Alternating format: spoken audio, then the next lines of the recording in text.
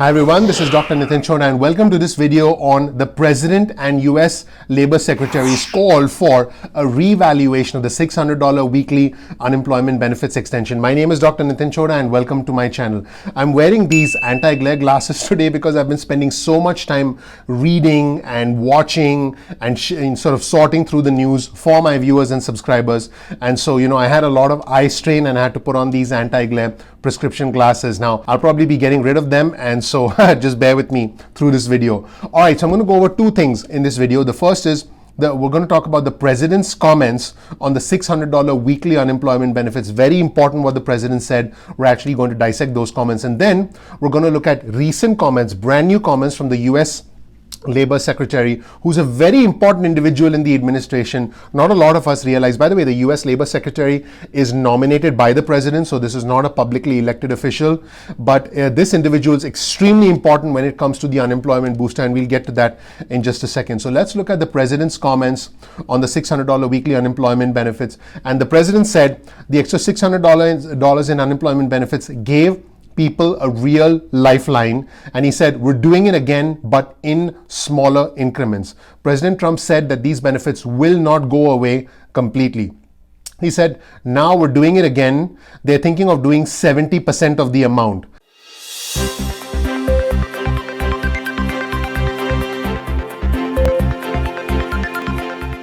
According to a brand new announcement, U.S. Treasury Secretary Steven Mnuchin told CNBC that the Republican pandemic relief plan will extend enhanced unemployment insurance based on approximately 70% wage replacement. We just released another video on the Ignition Time channel covering this announcement in a lot more detail, and you can also click in the description section below for more information related to this brand new announcement from the U.S. Treasury Secretary. But the president did say that, again, I quote, they're thinking about doing 70% of the amount. Now, here's another interesting fact. The president also said he was against the original decision to offer an additional $600 in federal benefits to unemployed Americans on top of their state benefits. And he added that it still worked out well because it gave people a lifeline. Now, I will link you to the article below where you can get access to this information and read all the quotes from the president on your own. So feel free to check out the description section. Now, at a closed door lunch recently, GOP senators were actually shown polling data from a group called the Foundation of Government Accountability. And this suggested that there was significant public opposition to extending the enhanced unemployment benefit at the current level. And at a recent White House briefing, Trump floated changing the unemployment benefits so the amount would be about 70% of a typical worker's income, and while he or she was employed. So it sounds like, and again, there are different data points coming out from the administration from different reporting sources. So it could be 70% of a person's income, or it could be 70% of the $600 federal booster. We'll have to wait and see exactly what the president meant. Now, the problem is that if you consider that 70%, according to Ernie Tedeschi, who served as an economist in the Treasury Department under the Obama administration, he said that that would equate to right around $175 a week. That's it. If you take a look at President Trump's inclination for the 70%, that would be right around $175 a week on top of state benefits. And so the federal unemployment benefit, again, could go down to as low as $175 a week based on what President Trump said on top of state benefits. Now, here's what Ernie Tedeschi said. He said if they lowered it to $200 a week, so depending on the state in which you live, the unemployment benefit could reduce by a third to as much as half overnight. That's what Ernie Tedeschi was saying. While $200 is marginally better than full expiration, the US would still take a major economic hit from this summer and this fall as a result from it. Now, more recently, as you know, I've covered this elsewhere on my channel, the US Treasury Secretary Steven Mnuchin said that the Trump administration would consider tacking on supplemental unemployment benefits in the next stimulus package, as long as it was and I quote, no more than 100% of a worker's prior wages. I have covered that elsewhere on my channel. Now, here's something interesting. Michelle Evermore, who's a senior policy analyst at the National Employment Law Project, said $600 is just the right amount for supplemental benefits. She said lower income people are spending it all. And she also added it has given them the ability to say no to taking dangerous jobs. So those were comments from the president with some other information from other sources. Now let's move on to comments from the US Labor Secretary and his recent comments about the $600 a week unemployment booster. Now I've read the comments section and a lot of my subscribers say that, well, it's President Trump that makes a decision, others are not important. That's not true. The US Labor Secretary is a very important part of this entire equation. In fact, the Department of Labor and its leader, the US Labor Secretary, are responsible for dealing with issues that arise concerning US federal standards for wages and hours worked, occupational safety, re-employment services, unemployment insurance benefits, which is what all this is about, economic statistics with the labor market, work-related rights and benefits, and conditions in the workplace. So the US Labor Secretary is essentially responsible for all of these things and is a very key figure in the extension of federal unemployment benefits. So let's listen to Eugene Scalia's interview, and I'm going to break the interview down into 4 segments. In the first segment, the important comment from him, and I'll let you listen to it for yourself. The important comment from him is, I don't see the $600 as continuing or really being the right place to start a discussion. Listen to this very closely and pay attention to the last sentence of this particular clip, because he basically drew a line in the sand and said, it ain't gonna happen. Let's listen. And I guess one of the most pressing things is this unemployment benefit relief, which of course is going to be going away on July 31, that an additional $600 federal money, which has a lot of people debating whether or not that should continue, given it is paying people more money to stay home than to get back to work. What's your take on a middle ground in terms of the federal unemployment benefits right now? Well, Maria, I think, as the president noted in that clip, the first priority is simply getting people back to work, sustaining the strong job growth we've seen over the last couple of months, incentivizing business growth and incentivizing hiring, and then also incentivizing the return to work. With respect to the $600 a week benefit, that was something, extraordinary that was done back in March. It was important when we were closing our economy to provide a substantial benefit. We had workers across the country being told, you just can't go to work. It's not allowed right now. We're in a different place. And if I could just break down that $600 amount itself for a moment, I don't think there was a lot of careful science that went into that specific number. We do know that for nearly 70% of the people on unemployment, it's more than they got while they were at work. In the state of Massachusetts, on an annualized basis, you could bring home $75,000 a year right now on unemployment. $600 actually works out, do the math, it's $15 an hour, which has been sort of the Democrats' target minimum wage. But that's not the end of it. You get about an average of another $10 for that hour in state unemployment. So it comes out to about a $25 an hour a payment on unemployment. So, that, again, it was important to do something substantial as the economy was being closed, but we're in a different place. I don't see $600 as continuing or really being the right place to start the discussion. So this was U.S. Labor Secretary Eugene Scalia being interviewed on Fox News. I will link you to the Fox News interview below so you can watch it for yourself. Now, the U.S. Labor Secretary was also specifically asked about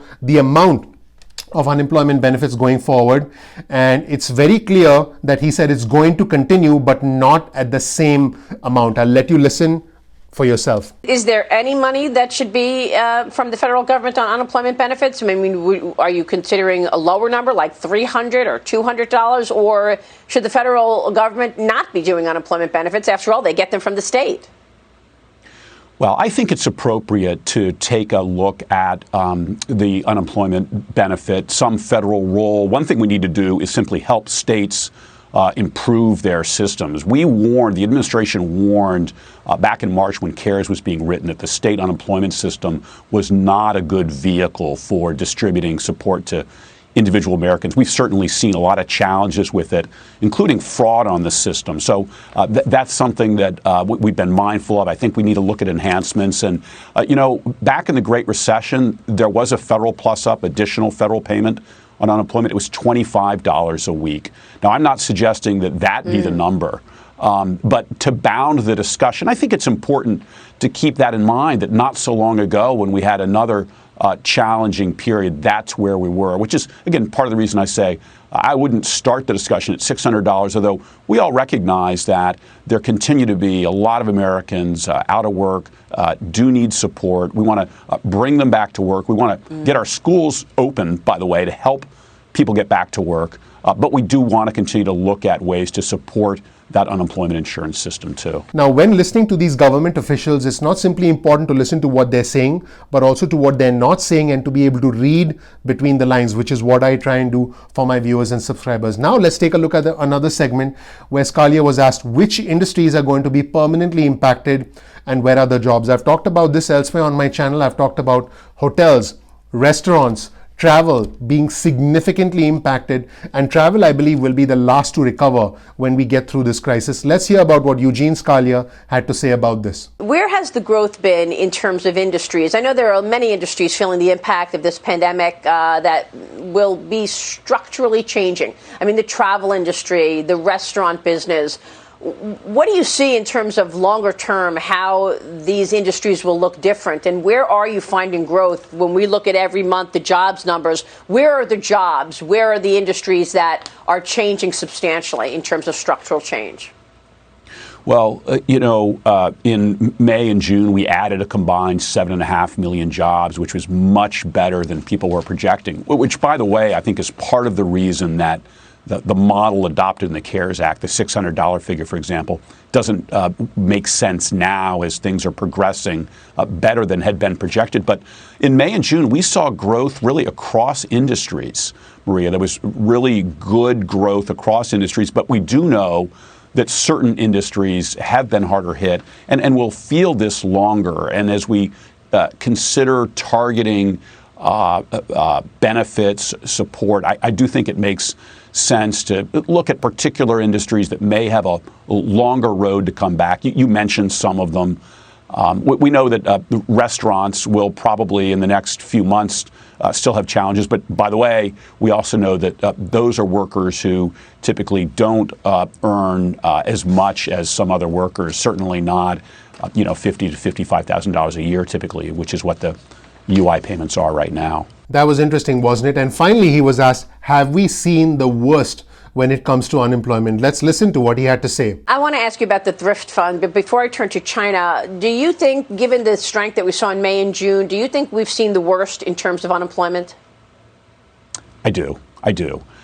We came back so much better than projected. The economy, the American worker have again demonstrated their resilience. I want to emphasize the importance of continued discipline when it comes to distancing. Masks are important. That's part of how we bring this economy back. People just have to bear that in mind. I saw your public service announcement on that last night, by the way, which is good. I think that message is important, but I do think that we're adding jobs now, I think, across the country, even as we are reminded in places like Texas that continued safety precautions are important. And here are comments from Steve Moore, former Trump senior economic advisor, about this situation. I want to get quickly to Steve Moore with developments coming fast and furious from Washington on this next round of coronavirus stimulus. Everybody's watching, Steve, the Senate Majority Leader Mitch McConnell. Next few days, Republican bill is supposed to be out. There have been some rumblings today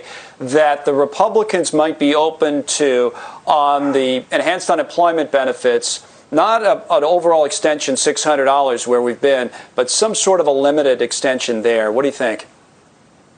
Yeah, by the way, thanks for having me. Sorry to be a few minutes late. Actually, I was on the phone with some of my sources over at the White House on Capitol Hill trying to get the latest information about this. So basically what's happened is that the Republicans are now saying that they want to go up to 70% of your previous paycheck. So in other words, right now, it is a crazy system that only lunatic could set up, where in many states workers are getting almost twice as much of an income from staying out of a job than going back on the job. So that obviously is really bad for the economy. And Nancy Pelosi wants to extend that for 6 more months.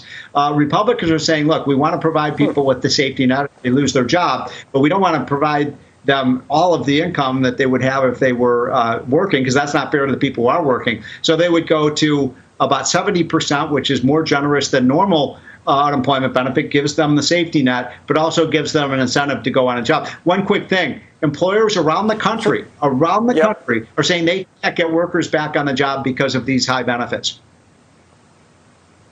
Right. We've talked a lot about that, Steve, as you know, including in our conversations with you over the last few months. Just so I understand it right, you have your state unemployment insurance. That would stay as is, obviously. And then, somebody makes $100,000 a year, whatever it is, they take 70% of that, whatever you make weekly, and they add to it. So I mean, it's not $600 a week, but it's whatever the 70% is. Is that right? And do you personally support this? So what I would support is just going back to the old unemployment insurance system that's been up and running for 50 years, and it works pretty well. It provides people with an income so they can pay their rent, they can pay for their food and so on, but it also incentivizes people who become unemployed to get back into the job market as quickly as possible. But yeah, a 70% buffer, I think, is something everybody can live with. It provides even a better benefit than you would normally get from unemployment insurance, but it also incentivizes those people to get back into a job. Now, there was some talk earlier late last week about giving people 100% rather than 150 or 200%. And I have a problem with that as well, because we find in our studies that we would lose about 6 million jobs before the end of the year if you do that. If you're a construction worker or working in a factory and you can make as much money sitting at home rather than going on the job and working in a tough job, yeah, people are going to be reluctant. And Republicans really need to make the fairness argument here that we are pro-work, pro-worker. And the way to reward work is to make sure that people who are unemployed aren't. And by the way, that's, as you know, that's why I'm such a big advocate of the payroll tax cut, because that actually provides a... So there you have it, everybody. Comments from the president as well as the U.S. Labor Secretary about the future of the $600 a week unemployment enhancement. Thank you so much. I hope you learned something new from this video. If you did, please click the like button below. I really appreciate that. It does help out the YouTube algorithm. For every minute that you watch, it takes an hour of preparation, filming, editing, launching, releasing the thumbnails, the subtitles. In fact, crafting these videos takes a ton of time to create a cohesive narrative for you guys. So the one thing I ask of you is to simply click the like button. That would really mean a lot to me. If you're not a subscriber yet, please click the subscribe button. Please enable notifications so you get an instant update about future episodes of Ignition Time. And finally, if you would like future news and alerts from me and my team, please text the word ignition or text the word time using your cell phone to 70,000. That's 70000. I'm happy to give you important updates and you can opt out at any time. Thank you so much for watching. Again, please click the like button below. Please subscribe if you're not subscribed already. Please enable notifications. I release videos at 2 p.m. East Coast time most days of the week. Thank you so much for watching. I'll see you in the next video. Bye.